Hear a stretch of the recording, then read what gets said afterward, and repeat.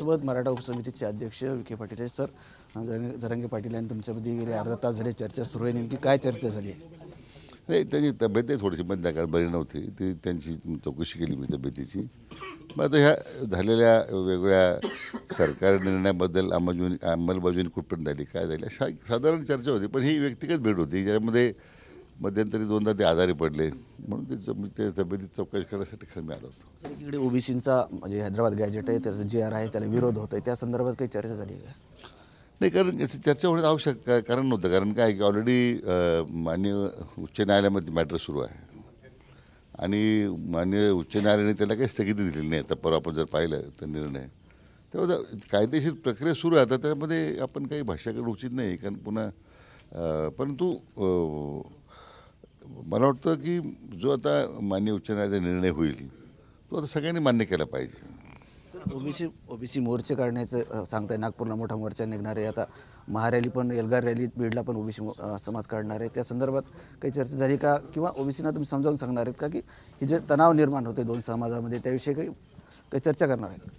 नाही, मी मागे म्हटलं होतं की शेवटी भुजबळसाहेब ज्येष्ठ नेते, त्यांच्याशी चर्चा करायला माझ्या दृष्टीने काही हरकत नाही आहे.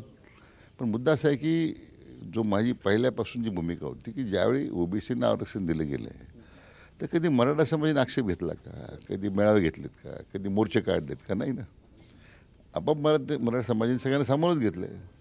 आता ज्यावेळी मराठा समाजाला असं वाटतं की आपण काही भूमिका घेतली पाहिजे जी माननीय जरांगे पाटलांनी घेतलेली आहे, पण त्याला हे लोक विरोध का करतात हे मला अजून समजायला तयार नाही. तर माझी त्यांना विनंती आहे की आपण कृपया विरोध सोडून द्या, ही प्रक्रिया पुढे जाऊ द्या. तुमच्या आरक्षणाला कुठे धक्का लागत नाही, कुठे तुमच्या आरक्षणामध्ये समाज आरक्षण मागत नाही. जे आता जी प्रक्रिया पूर्वीच्या मग हैदराबाद गॅजेटच्या माध्यमातून असेल काय असेल ते आता फक्त पुढे न्यायची. आपल्याला विरोध का तुम्ही करता? जर समाजाने, मराठा समाजाने तुम्हाला कधी विरोध केलेला नाही आहे तर तुम्ही काय विरोध करता? खरं विनाकारण मग ही विषमता तयार होते. आणि महाराष्ट्र हा खरं पुरोगामी राज्य आहे, याच्यामध्ये अनेक प्रगल्भ नेते राज्यात होऊन गेलेले आहेत, त्याने एक भूमिका घेतलेली आहे.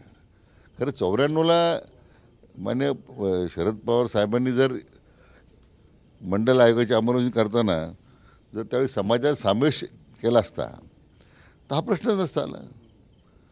खरं म्हणजे राज्याच्या एकूण सामाजिक विषमता निर्माण करण्यामध्ये जे का त्याच्या राज्य या समाजाच्या सामाजिक विषमता निर्माण करण्यामध्ये खरं जरा कोण जबाबदार असेल तर पवारसाहेबच आहेत. त्यांनी त्याचा खुलासा केला पाहिजे. आज तरी मराठा समाज आज मोर्चा काढतोय किंवा काही, ते आम्ही कधी त्याबद्दल आक्षेप घेतला नाही ना. आम्ही असं म्हणत नाही की 94चा निर्णय बदला, 94च्या निर्णयामध्ये अंमलबजावणी वेगळी करा. त्यामुळे त्यांचं आरक्षण संपतच आहे ना.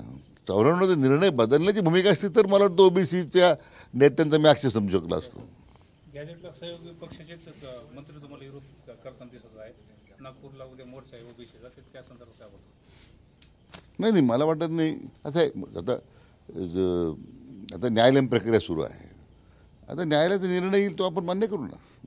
मग न्यायालय कधी भूमिका घेईल, उद्या आम्ही जी भूमिका घेतली त्या संदर्भात काही न्यायालयाची वेगळी मतं असतील, त्यामुळे शेवटी आम्ही ज्यावेळी कायद्याचं राज्य कायद्याचं राज्य असं म्हणतो, मग ते न्यायालयामध्ये एक न्यायप्रविष्ट बाबा असताना त्यांच्या ओबीसी समाजाचीच लोक ह्या हैदराबाद गॅजेट चॅलेंज करण्यासाठी उच्च न्यायालयात गेलेली आहेत.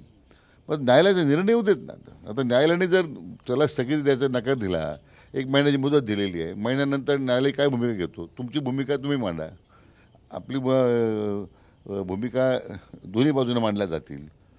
पण न्यायालयामध्ये दावे दाखल करायचे आणि पुन्हा मोर्चे काढायचे हे काही मला वाटतं योग्य नाही आहे. त्यांना माझी विनंती आहे की महाराष्ट्राच्या या सामाजिक जो काही शांतता आहे त्याला कुठं भंग होणार नाही अशी त्यांनी काळजी घेतली पाहिजे.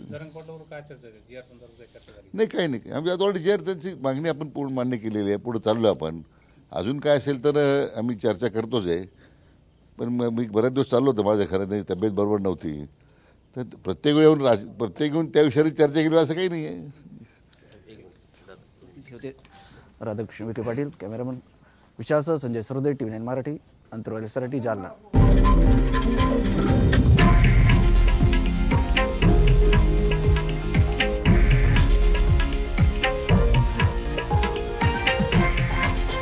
हे आहे देशातील नंबर 1 न्यूज नेटवर्क आणि आपण पाहत आहात TV9 मराठी, एकमेव